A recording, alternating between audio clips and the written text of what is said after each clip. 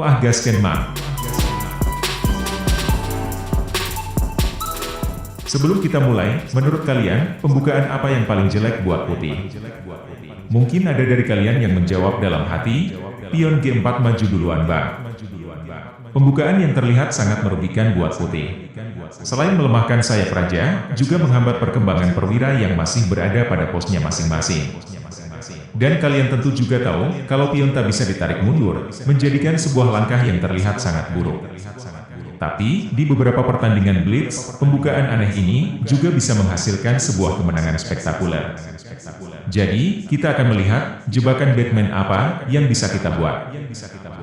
Pembukaan ini biasanya direspon oleh hitam, dengan memajukan pion ke D5, membuka diagonal untuk gajah terang hitam, langsung mengarah pada pion G4. Putih tak peduli pionnya mendapat serangan, putih lebih memilih membawa gajah ke G2. Meski terkesan sebuah langkah blunder, namun putih sedang merencanakan jebakan licik buat hitam. Karena setelah gajah sikat pion, putih mendorong lagi pion ke C4, membuat hitam menyadari niat busuk lawannya. Sebab, kalau pion ambil pion, gajah akan mengambil balik pion B7, dan benteng akan terancam nyawanya, direnggut paksa oleh gajah. Maka dari itu, hitam coba mengakali dengan pion maju ke C6. Putih akan mengambil pion dengan pion, dan jika pion ambil balik, menteri akan meluncur ke B3, menekan B7, juga menekan D5 bersama gajah. Dan kalau pion melindungi pion, menteri melipir ke A4, skak. Setelah kuda menutup, hitam akan kehilangan gajah, dan unggul satu perwira. Kita lanjut ke pembukaan aneh lainnya. Kali ini, kita berada pada posisi hitam. Putih membuka permainan dengan langkah populer, pion E4. Izinkan saya bertanya sekali lagi, apa langkah paling lemah untuk hitam menghadapi pembukaan ini? Bagaimana jika kalian ingin bermain langsung kalah dengan cara cepat? Mungkin jawaban kalian, ada yang memilih pion maju ke F5.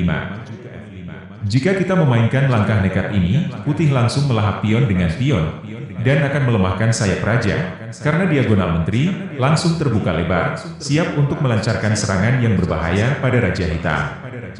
Hitam akan melanjutkan dengan langkah aneh lagi, raja maju ke F7, mengembangkan diri terlebih dahulu, dibanding perwira yang lain. Barangkali, sebagian dari kalian akan terkejut, jika ternyata, pembukaan ini memiliki nama. Ya, pembukaan ini disebut pembukaan Duras Gambit. Mungkin pembukaan ini terlihat sangat rumit pada awalnya. Akan tetapi, nanti kita akan lihat, betapa berbahayanya pembukaan ini, jika dimainkan dengan benar. Anyway, kita balik lagi ke permainan. Tentunya, menteri membombardir raja hitam dengan serangan telak ke H5, skak. Putih pasti mengira, akan memenangkan permainan dengan sangat cepat. Namun, pion menghalangi menteri, pion langsung sikat pion. Kalau pion sikat balik, benteng akan meregang nyawa di gorok menteri. Maka, raja nyeruput ke G7. Lalu pion ambil pion, benteng membalas sembari menyerang menteri, menteri kembali serang raja, skak, raja sembunyi ke pojok. Ini adalah sebuah pergerakan yang sangat keren dan licik. Entah bagaimana, raja bisa menyelinap ke pojok istana, tanpa melakukan rokade. Dan, sekarang raja hitam cukup aman. Lalu sekarang, apa yang akan putih lakukan? Putih pasti ingin terus menggempur raja hitam yang terlihat sangat lemah, maka putih membawa gajah keluar kandang menyerang benteng. Hitam membalas gajah serang menteri, menteri lari ke E6 balik menyerang raja, skak, benteng menghalangi. Kini benteng dan gajah hitam menjadi lebih aktif dengan mengarah ke F2 dan D2. Putih pun kini sudah tak bisa lagi memburu raja hitam, lalu memutuskan mengembangkan kuda ke F3, memberi ruang kosong untuk raja parkir ke dalam istana. Hitam lanjut kuda serang menteri, menteri mundur ke C3, tidak mau melepaskan piningan pada raja lawan. Pion E5, yang tentunya kuda tak bisa mengambil pion, sebab jika nekat, menteri naik ke E7, memaku kuda. Oleh karena itu, raja rokade, dan pion maju lagi ke E5. Berniat menghalau menteri yang sedang mengawasi raja, juga bisa menggarpu kuda dan gajah sekalian. Sekarang, putih benar-benar sedang berada dalam bahaya besar, sebab perwira hitam sudah sangat aktif melancarkan serangan ke arah raja putih. Lalu kuda sikat pion, pion serang menteri, sekaligus menutup koneksi pada kuda, hingga terancam oleh kuda. Sebuah situasi yang sangat buruk buat Putih. Putih mulai mengkalkulasi dengan bingung, dan akhirnya memutuskan menggebuk kuda dengan kuda. Putih berpikir, ini adalah pertukaran yang bisa menyelamatkan menteri. Sebab, kalau pion ambil menteri, kuda akan ambil balik, dan akan unggul satu perwira. Namun, perhitungan Putih kurang matang. Menteri naik ke D5, mengancam skakmat di G2.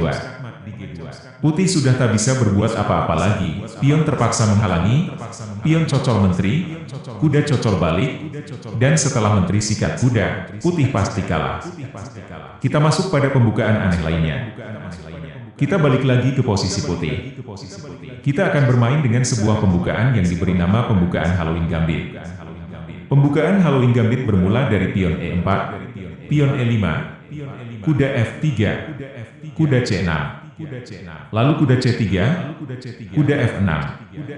Awalnya, ini adalah pembukaan formasi 4 kuda, tapi kemudian tiba-tiba kuda mencocol pion. Dan inilah yang disebut pembukaan Halloween Gambit. Lawan pasti mengira ini adalah sebuah langkah blunder, karena kuda mengambil pion tanpa sokongan dari pihak manapun. Tentunya, hitam dengan senang hati langsung mencocol kuda gratisan. Putih tentu tidak bermain asal-asalan, mengingat pagi-pagi sudah mengorbankan satu perwira. Ini memang sudah dirancang sedemikian rupa, agar lawan terlena masuk dalam jebakan Batman secara sukarela. Kemudian, Putih lanjut pion serang kuda, kuda menghindar ke G6, pion terus melaju ke petak pusat, dan kembali menyerang kuda. Ini menyebabkan kuda menjadi terperangkap, dikarenakan tidak ada ruang untuk maju ke depan, sebab petak serang telah dijaga oleh para perwira Putih. Oleh sebab itu, kuda terpaksa mundur balik ke kandang. Inilah kompensasi buat Putih, ketika menukar kuda dengan satu pion. Hingga Putih mendapatkan tempo yang berlimpah, untuk melakukan serangan demi serangan, dan sudah memukul mundur perwira hitam kembali ke pos masing-masing. Lalu gajah naik ke C4, mengarahkan moncongnya pada pertahanan raja secara langsung. Hitam pasti merasa terganggu dengan kedudukan pion center Putih yang mendominasi petak tengah, hingga menghalangi perkembangan perwira. Hitam coba menghalau dengan pion serang pion. Putih tak peduli, lalu menempatkan menteri di F3, memberi pesan kematian pada raja lawan. Jika menteri turun menjaga ke D7 atau E7, ini sangat membahayakan posisi hitam, sebab kalau Putih rokade, benteng siap menguasai lajur E. Lalu gajah menghalangi, disambut dengan langkah mengejutkan menteri sikat pion, membiarkan gajah mengambil gajah, menteri mundur ke C6, skak.